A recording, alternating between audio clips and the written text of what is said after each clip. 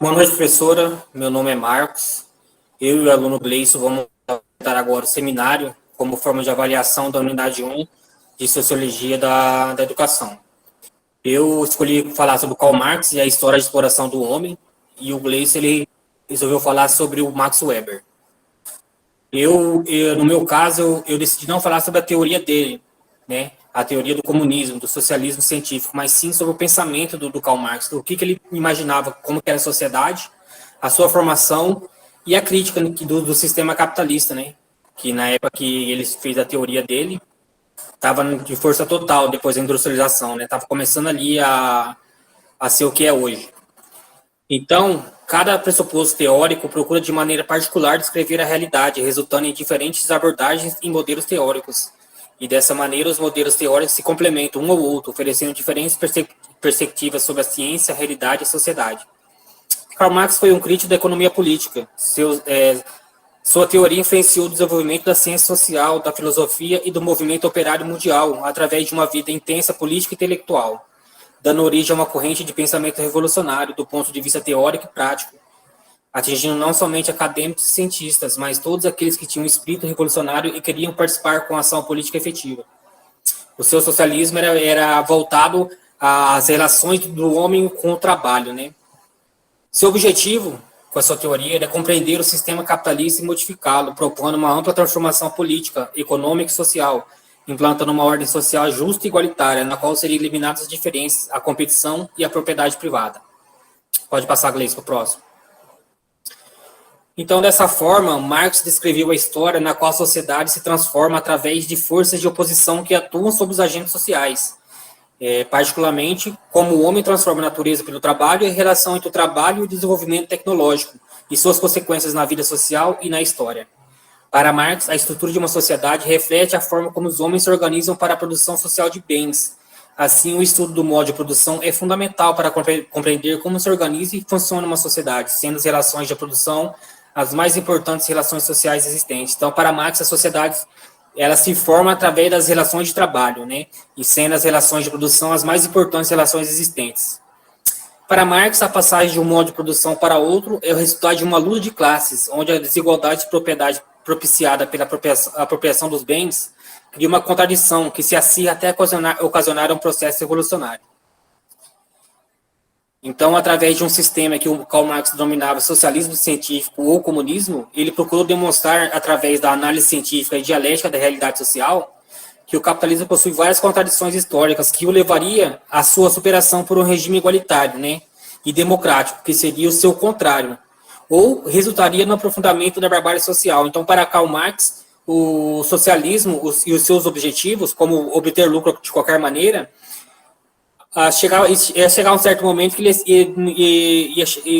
ia ser superado por um regime diferente, igualitário e mais democrático, né? Que seria totalmente seu contrário, né? Ou então resultaria no aprofundamento da barbárie social, que é o que nós estamos vendo hoje, né? Desigualdades sociais, crise ambiental, né? Desigualdade. Então, assim, para Karl Marx, ou o capitalismo ia ser substituído por um outro que era seu contrário, ou ele ia aprofundar a barbárie. A principal crítica do sistema capitalista desenvolvido por Karl Marx é que a propriedade privada priva o trabalhador dos meios de produção e consequentemente, dos frutos do seu trabalho. Assim, o trabalhador se torna alienado da natureza onde vive, né? Ele não é mais dono do seu trabalho, ele não é mais dono dos frutos do seu trabalho. Ele já é de outra pessoa, ele só vai vender o seu trabalho para um empresário, né? Então, o homem se torna alienado da natureza onde vive, né? O homem é um ser natural, ele já não é mais natural, né? Ele se aliena a si mesmo e aos demais seres humanos, pois o homem é um ser social que transforma a si mesmo e, consequentemente, a sociedade através do seu trabalho.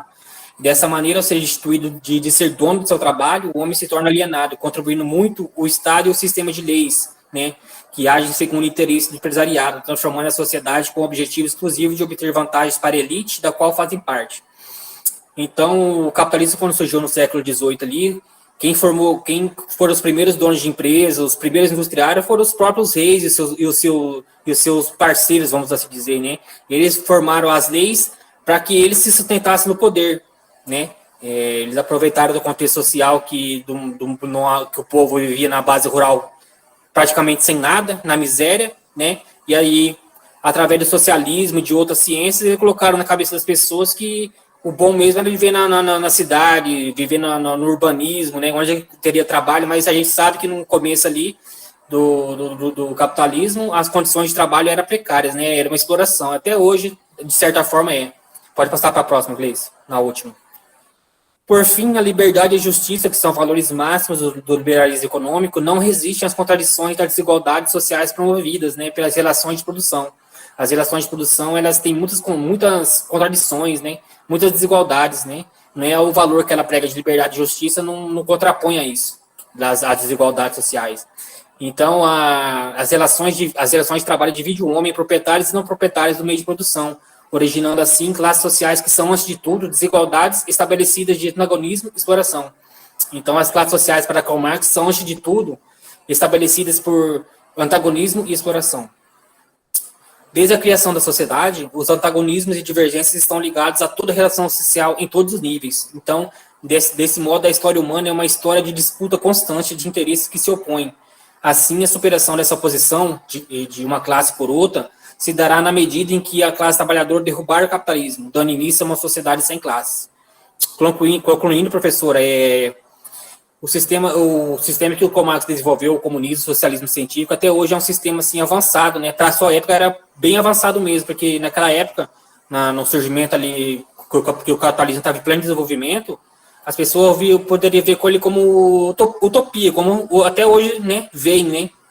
Mas a gente sabe que a Rússia, através do seu sistema socialista, no comunismo, foi um país muito importante, até hoje ela adotou o socialismo por vários anos, né? E nos dias de hoje a gente tem a China como um país comunista, socialista, que é um país que a gente sabe que daqui a uns tempos eles vão ser os principais na economia e na tecnologia no mundo, né? Então eles vão assumir o papel que os Estados Unidos hoje assumem, né? Na minha opinião, porque não o mundo hoje, devido às desigualdades sociais ou às questões ambientais, poderia haver uma mudança do sistema econômico político, né? Quem sabe teria uma nova história na história da humanidade. Gleice, é com você.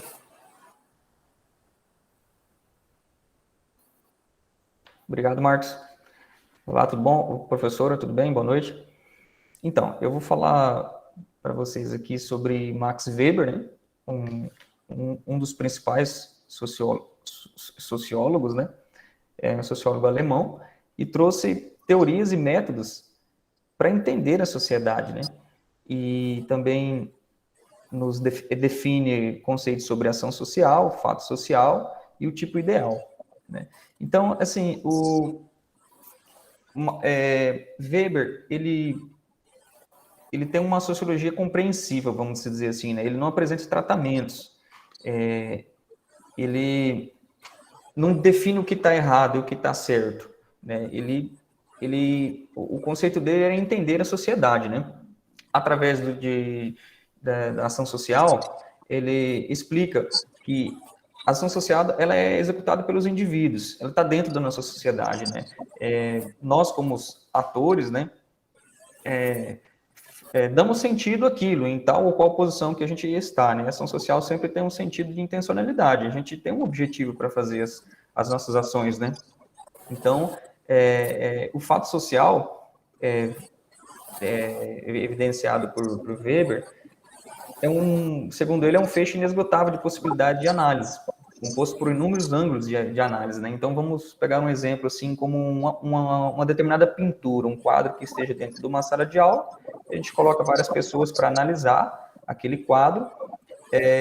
Cada pessoa, no seu ponto de vista, vão nos dar uma interpretação, um entendimento sobre aquele quadro. Uma pessoa que está lá no canto esquerdo, outra no canto direito, outra que está vendo aquele quadro, aquela pintura de ponta cabeça. Então, são interpretações diferentes, né? Os fatos, né? E Max Weber também cria o tipo ideal, né? O que seria esse tipo ideal? É um recorte do fato social, né? Com as principais características, né? Que chamam a atenção, né? Segundo Weber, é um mecanismo que o sociólogo que utiliza para compreender as características que compõem a realidade dos fatos sociais, né? Então, eu, como um ator social, dou sentido à minha existência, escolho características, às vezes o Marcos outra, a professora Joana outra, mas ambas as características evidenciadas façam parte da realidade que a gente vive, né? E o tipo ideal criado pelo Weber nos ajuda a compreender melhor essa existência dos fatos sociais, né? Como a gente é na sociedade, né? O mundo hoje, ele nos cobra status, ele nos cobra questão econômica, política, né? E Weber criou essa ética racional, com a melhor racionalização, cálculo, né? E é onde que acontece o desencantamento do mundo, porque o pensar místico já estava perdendo espaço para o pensar racional. Existia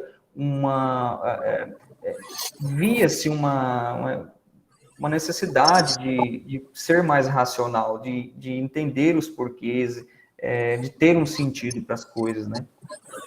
Com essa racionalização, vamos dizer assim, que Weber nos demonstra, observou-se que existiu uma espécie de burocracia, tanto da parte do Estado, né, na economia também, e entende, segundo Weber, né, assim, chamado gaiola de ferro, né? O que seria a gaiola de ferro? São as ações plenamente racionais dentro da nossa sociedade. Então, vamos tomar como exemplo a seguinte situação. Existe um determinado buraco na avenida e eu me sinto no direito de ir até a prefeitura solicitar que fosse tapado aquele buraco. A prefeitura vai fazer uma licitação. Essa licitação vão ter várias empresas, vai ser aprovado lá pela Câmara, e então a empresa ganhadora lá da licitação vai com os demais colaboradores e os maquinários vão lá e vão tapar aquele buraco. Percebe-se aí uma demora, percebe-se como a gente está preso por essa burocracia que está sendo criada, né? Que criou-se, né? Então, daqui um pouco, aquele buraco ele podia já estar uma cratera, causando, às vezes, um transtorno maior, né, com a sociedade. Então, evidencia aí, sim, uma burocracia, algo que trava, né, a vida hoje, vamos dizer assim, né, e que é o reflexo de todo aquele pensar racional que Weber nos mostra, né. Para concluir aqui, esse pensamento weberiano nos ajuda a compreender os fatos, né? Então, interessante que Weber não disse se está certo ou se está errado, né? Ele adota o tipo ideal para os vários fatos sociais, ajuda a compreender melhor essa racionalização. Algumas palavras, alguns conceitos foram criados a partir desse pensamento weberiano, né? Como, por exemplo, a palavra empreendedor, administração de empresas, a palavra negócios. Então, deu querendo ou não, modernizou essa etapa, né, na nossa vida. Trouxe aqui a bibliografia, né? Então, é um livro que a gente estudou, também estou compartilhando aqui os vídeos no YouTube, onde professores, né, ajudaram a entender melhor essa questão, né, sobre esses autores aí. Marcos, muito obrigado. Professora, muito obrigado. Obrigado, professora. Valeu, Cleis.